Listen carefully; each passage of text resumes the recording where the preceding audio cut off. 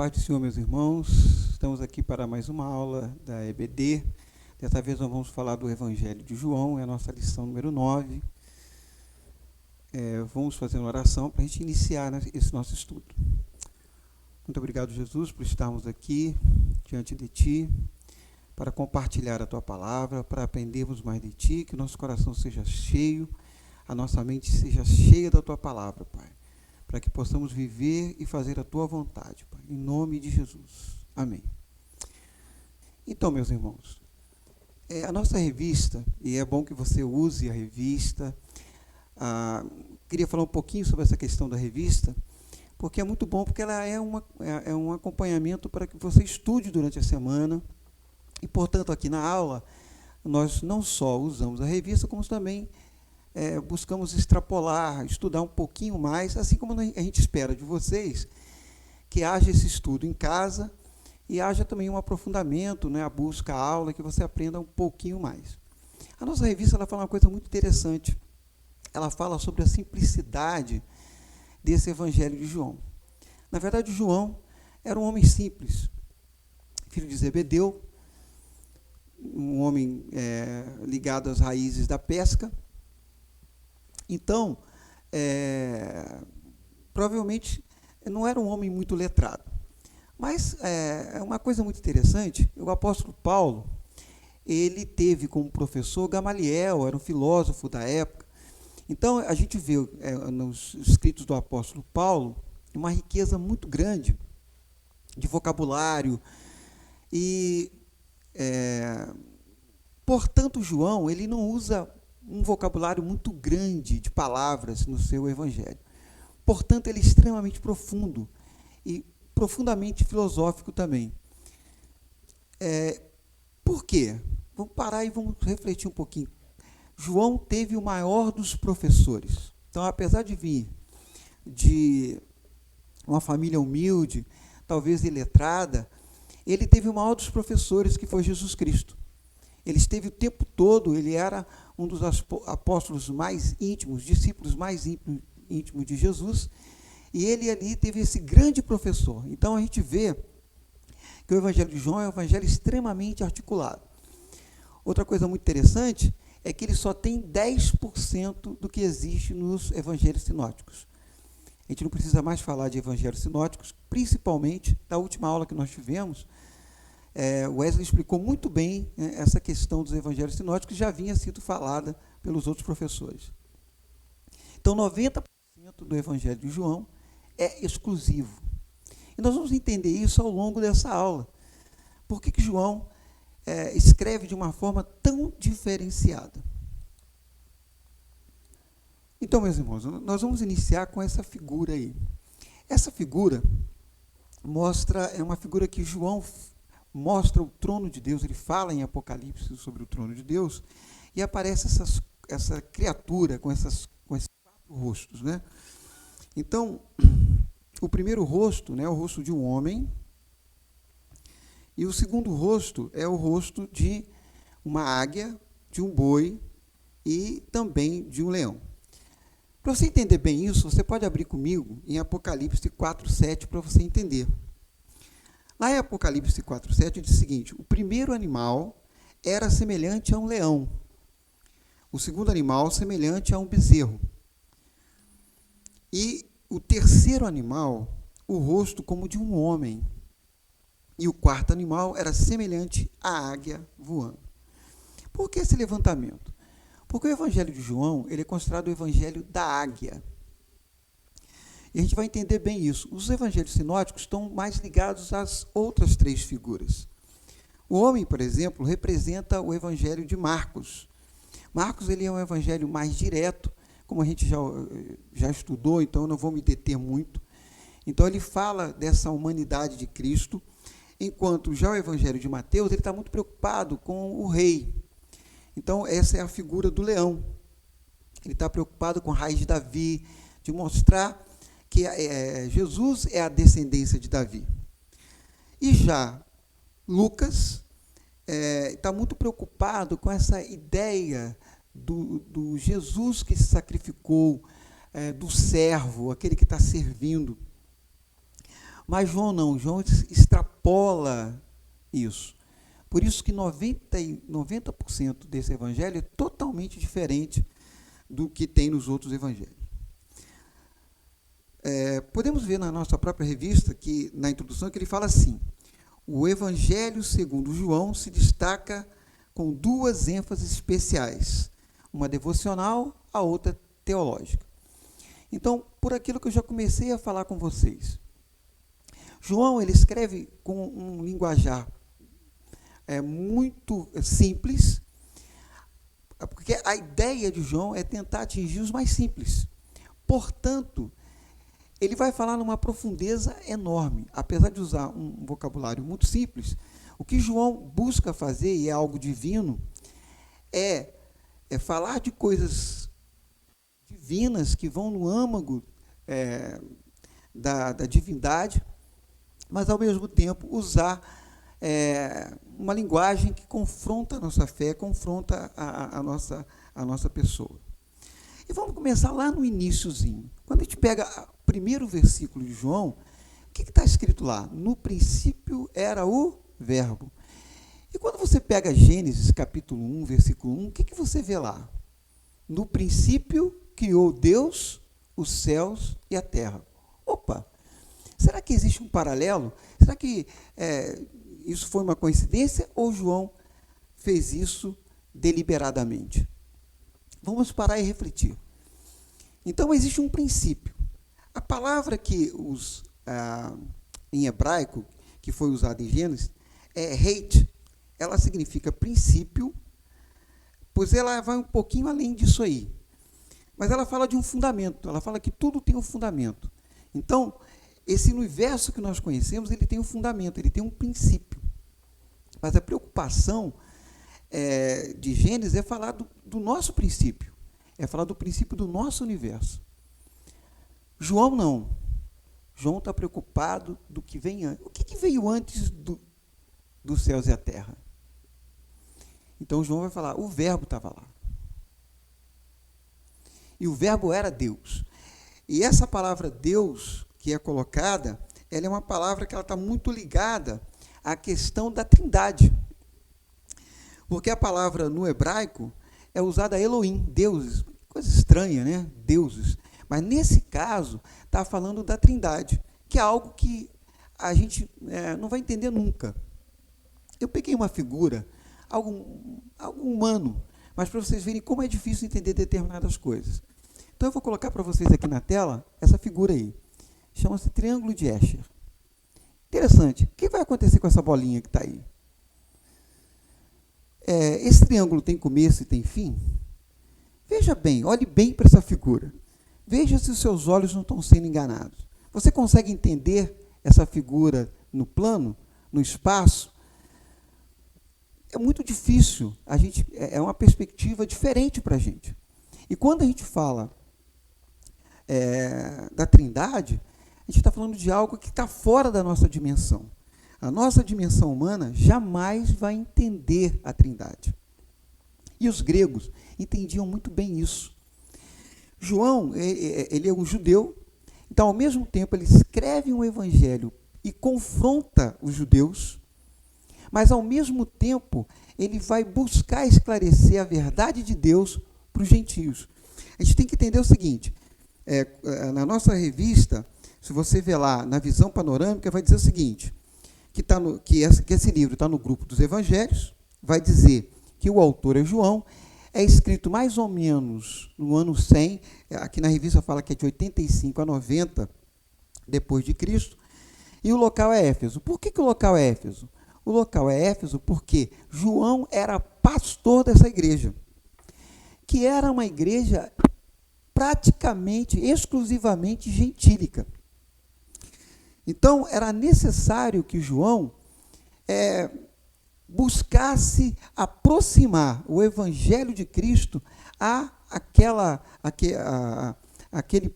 cultura gentílica. Então, os gregos, eles tinham 4 fundamentos que eu vou colocar para vocês agora. Aí. Vocês podem anotar. O primeiro fundamento era arquê. Você já ouviu falar da palavra arqueologia. A arqueologia é o estudo o quê? É o estudo lá das coisas antigas, do princípio. Essa palavra arquê, no grego, ela pode ser traduzida como a mesma palavra do hebraico do reit, lá no princípio. Então, arquê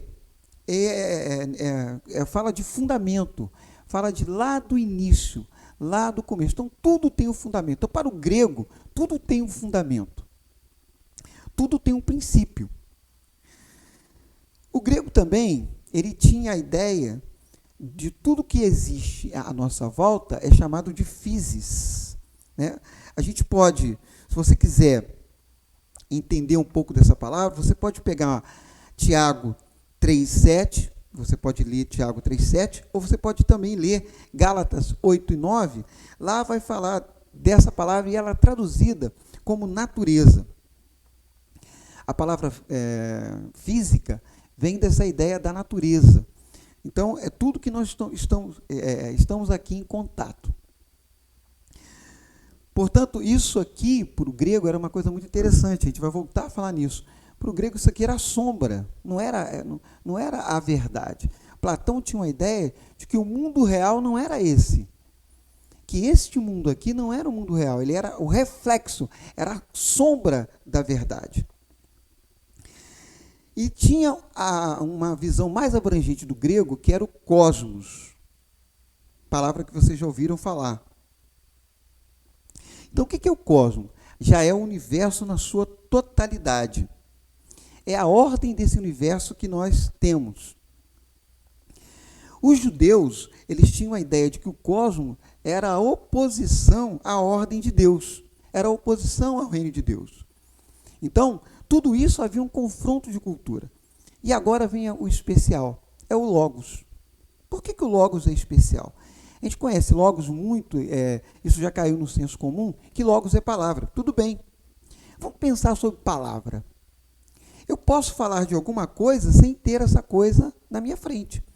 Eu posso falar de uma cadeira sem ter uma cadeira na minha frente. Eu posso falar de uma mesa, de um livro, sem estar com aquele objeto na minha mão. Eu posso descrever.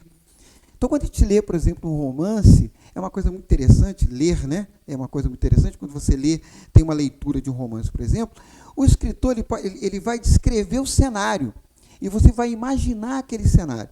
Ele não precisa estar ali com aquele cenário para poder escrever. Então, a palavra, ela tem esse poder de constituição. Então, isso é muito importante.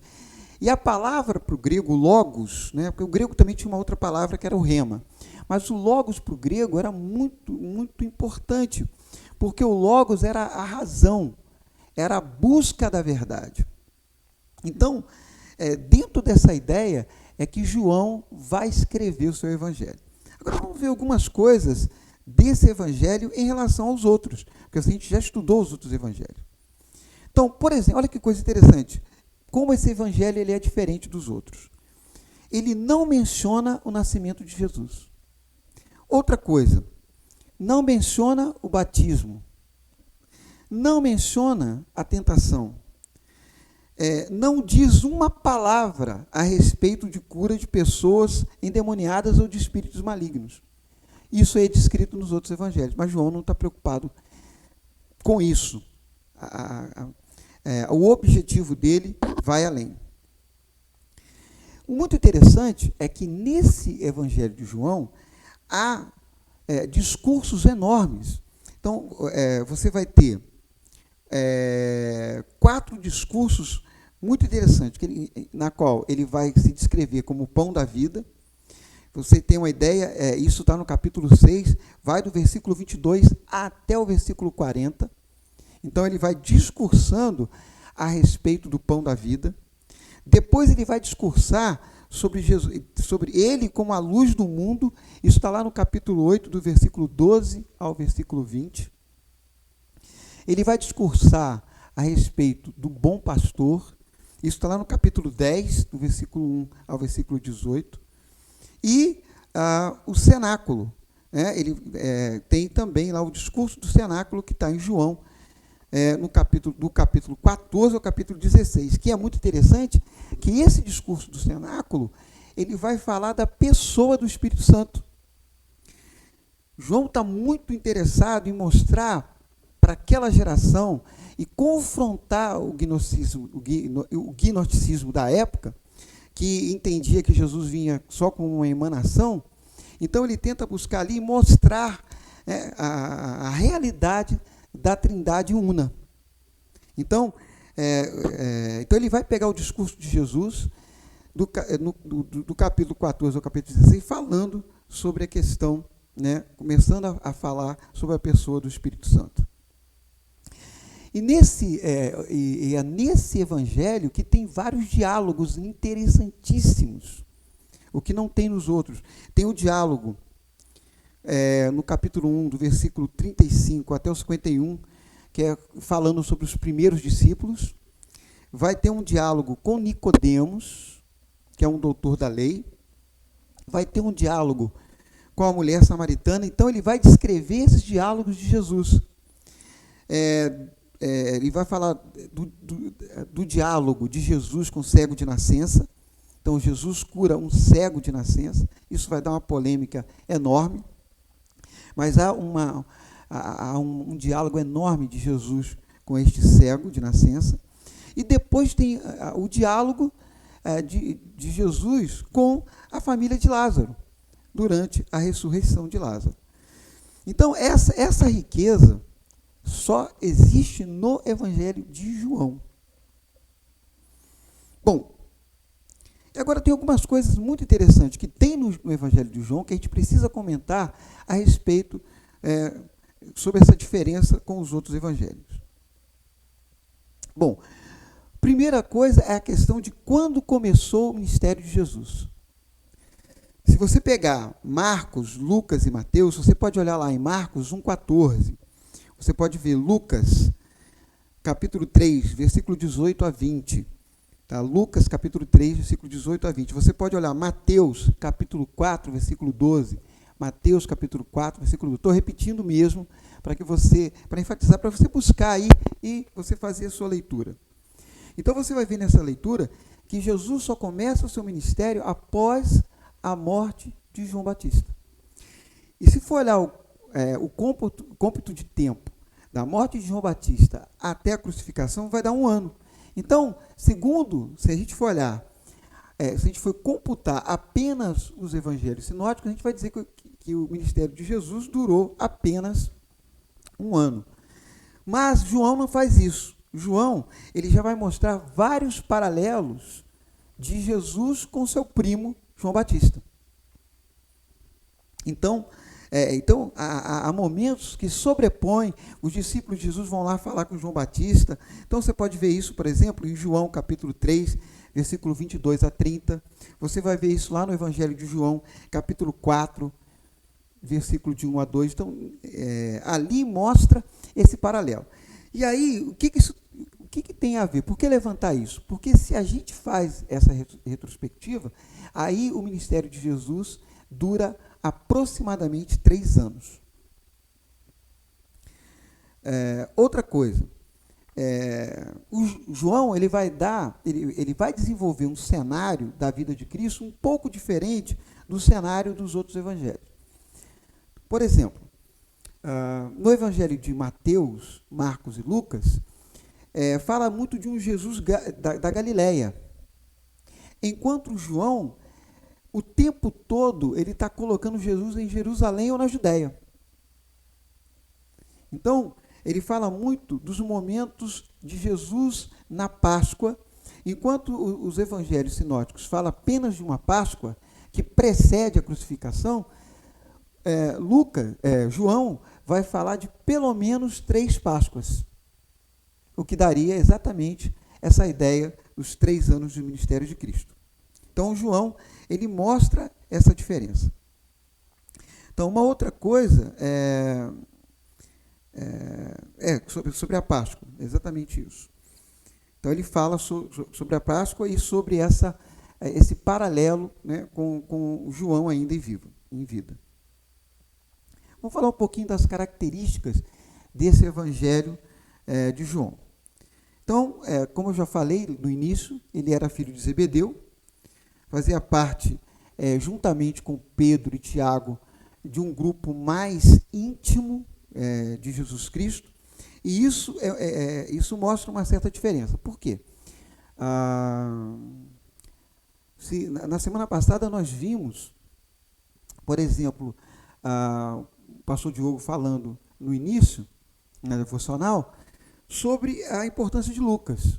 Falando que Lucas é um evangelista que ele escreve, ele é o único que não está ali, não testemunhou diretamente de Cristo. Então ele é um discípulo ali mais próximo ele não é um discípulo direto de Cristo, ele é um discípulo ali de Paulo, é um homem mais ligado a Paulo, e ele escreve ali o Evangelho, ele escreve direcionado a um general, a um determinado general romano, mas, e ele não é judeu, ótimo. Porém, João, ele é judeu, mas ele tem, como ele se torna um pastor de uma igreja gentílica, ele passa a ter essa ideia de estar ali junto aos gentios, e ele vai ter que ter esse domínio da língua grega também, como o domínio desse pensar dos gregos.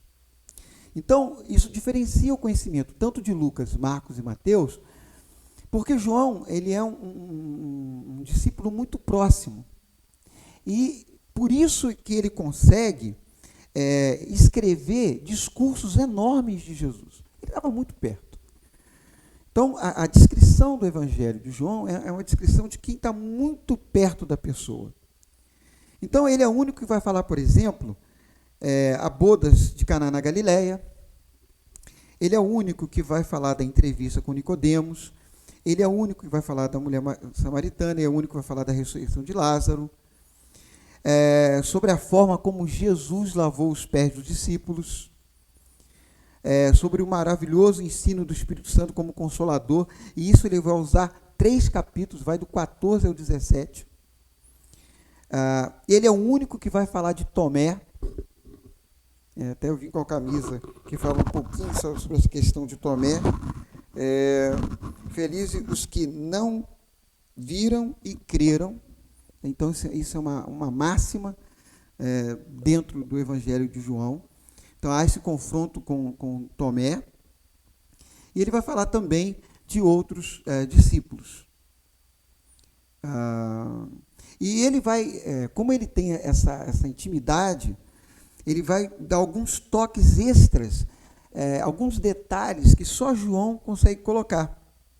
Então, ele vai dizer, por exemplo, que o pão que o garoto traz no dia lá da multiplicação era um pão de cevada. Ele vai falar, por exemplo, que quando Jesus se aproximou dos seus discípulos, enquanto cruzavam o lago durante a tormenta, tinham remado por 25 estádios. Então, ele sabe exatamente essa distância. Ele vai falar das 6 talhas de pedra durante o casamento. Ele vai falar do peso exato da mirra de aloés, que é usado para ungir o corpo de Jesus. Então, são detalhes que só alguém que estava muito próximo que poderia falar. E ele também mostra que ele conhece muito bem Jerusalém. Então, eu poderia mostrar para vocês aqui alguns relatos da caminhada de Jesus por Jerusalém, que é falada por João, apenas por João. Então, ele conhece, por exemplo, o pórtico de Salomão, ele conhece o pavimento que se chama Gabata, o Gólgata. Então, tudo isso ele vai descrever no Evangelho de alguém que conhecia muito o local ali de onde ele andou com Jesus sobre aqueles locais. Agora, vamos pensar o seguinte, sobre que circunstância João escreveu o seu Evangelho. Bom, primeiro, aquilo que eu falei, ele era pastor, né, de Éfeso. Então, ele vai escrever para uma igreja gentílica mais ou menos no ano 100. Bom, outra coisa interessante. Então, a maioria daquelas pessoas não vinham de um ambiente judeu, vinha de um ambiente helenista. Então, ele teve que reformular o cristianismo. Ah, mas você está falando que ele mudou o cristianismo? Não. Reformular no sentido de categorias e termos. Por exemplo, se um grego pegasse o Evangelho de Mateus para poder ler, ele não ia entender quase nada. Primeiro, o Evangelho de Mateus começa com uma genealogia enorme. Isso não tinha importância nenhuma para o grego. Vai falar do filho de Davi, da raiz de Davi. O grego não conhecia isso. Então, ele tem que mudar as categorias, os termos. Não a realidade do cristianismo, muito pelo contrário, mas ele tem que mudar os termos. Então, ele não vai estar muito preocupado com essa forma hebraica de ver o mundo, mas sim, ele vai buscar mais uma forma grega. Então, eu vou falar aqui de algumas coisas que existiam no mundo grego e que João conhecia bem e que ele vai colocar no seu evangelho. Primeiro, os gregos tinham o conceito de logos. E logos pode significar duas coisas, palavra ou razão. Eu já cheguei a falar sobre isso. O judeu estava muito familiarizado com a palavra do Todo-Poderoso. Mas o grego, quando falava de logos, o grego procurava propósito. As coisas podiam ter um arquê, podiam ter um princípio, podiam estar nesse mundo físico, podiam fazer parte da ordem do universo, mas poderia estar em tudo isso e não ter propósito. O grego estava à procura de um propósito de vida.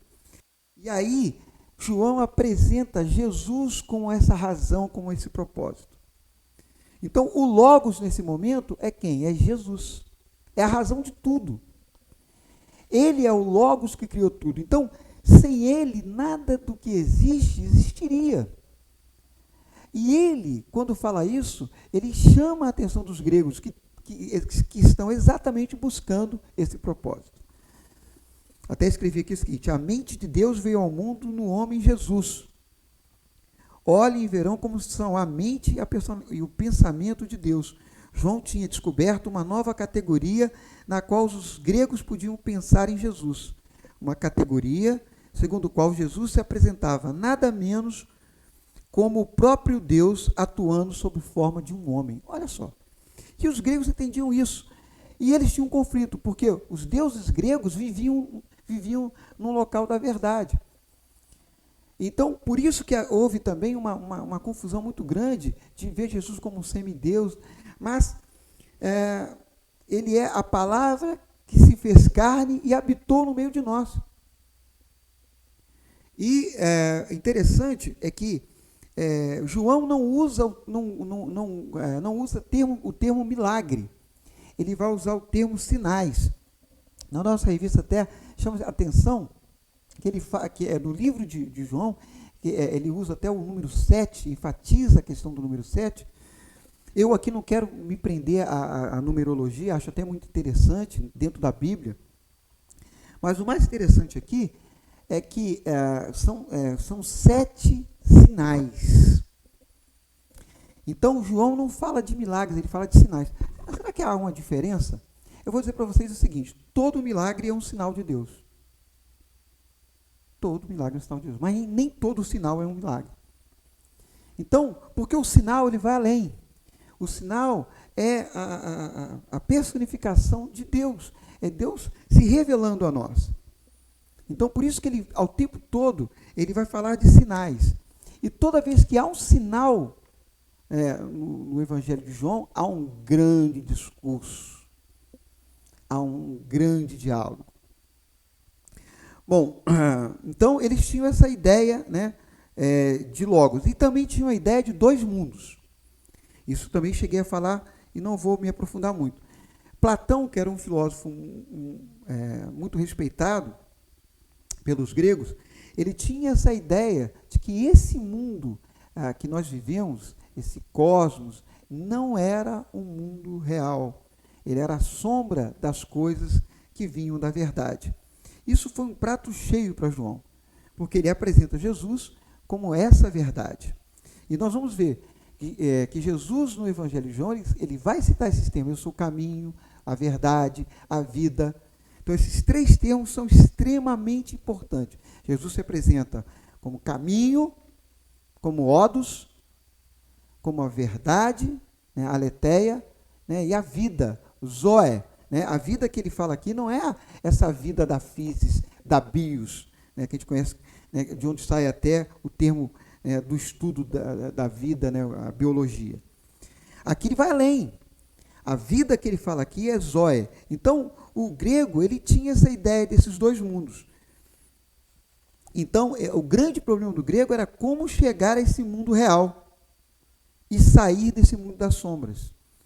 Então, a resposta de João é que Jesus é a realidade que desceu à terra. A palavra grega para real, nesse sentido, que é o aletinos, está relacionada muito de perto com a palavra aletes, que significa verdade, e com a realidade de um mundo de sombras e imperfeições. Né? Então, aí eu até coloquei aqui o João 14,6, onde Jesus vai falar que ele é o caminho, a verdade e a vida. Bom, estamos quase terminando. Eu quero enfatizar algumas coisas. Então, João vai confrontar as crenças da época, os gnósticos, que tinha essa ideia de que Jesus era só uma emanação. Alguns gnósticos diziam que Jesus não poderia ter um corpo. Então, João vai enfrentar isso. Eu vou ler aqui 2 versículos para vocês. Um escrito pelo próprio João, numa carta, na primeira carta que João escreve. João vai escrever o seguinte: porque a vida foi manifestada, João capítulo 1, versículo 2. Porque a vida foi manifestada, e nós a vimos, e testificamos dela, e vos anunciamos a vida eterna que estava com o Pai, e nos foi manifestada. Então, João fala, mostrando Jesus manifesto em carne. E o apóstolo Paulo vai enfatizar isso quando escreve a Timóteo. O pastor Timóteo, ele fala o seguinte: e sem dúvida alguma, grande é o mistério da piedade. Deus se manifestou em carne, foi justificado no Espírito, visto dos anjos, pregado entre os gentios, crido no mundo, recebido na glória. Então, a gente vê que João faz questão disso. E também você vai ver que, ao mesmo tempo que João vai falar dessa divindade, ele já começa falando disso, ele não esquece a ideia de um Jesus que viveu entre os homens. Então, você pode ver isso lá em João capítulo 2, versículo 15, em que ele limpa o templo. Quando ele senta cansado em Sicar, e aí ele acaba tendo um diálogo com a mulher samaritana. Ele vai falar que ele teve fome em João capítulo 6, versículo 5 e 20. Então, ele vai ter um momento de luto, ele chora quando ele sabe da morte de Lázaro. Então, mostra essa humanidade, essa proximidade de Cristo com o ser humano.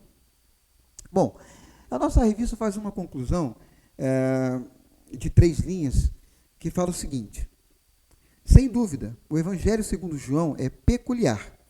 As peculiaridades e similaridades de João nos auxiliam a ter mais ferramentas em defesa da nossa fé. E eu resolvi acrescentar o seguinte na nossa conclusão. Eu coloquei o seguinte: o Evangelho de hoje é a conclusão do livro de João, que nos narra sob inspiração do Espírito Santo com a seguinte finalidade: fortalecer a nossa fé em Cristo mediante a consideração do que ele fez e ensinou. Nunca esgotaremos o rico e insondável conteúdo da figura do nosso Senhor, como também não esgota o 4º Evangelho. E João fala sobre isso, que não tem palavras. João é o que vai dizer que não tem palavras para descrever tudo que foi feito, tudo que foi feito e falado por Jesus Cristo. Então, atentem bem sobre a leitura de João. Apesar de sua simplicidade, há dentro desse evangelho muita profundidade. E o tempo todo que você lê o evangelho de João, você vai ser confrontado na sua fé. E a sua fé vai ser fortalecida. Então, irmãos, vamos fazer uma oração e vamos terminar a lição de hoje.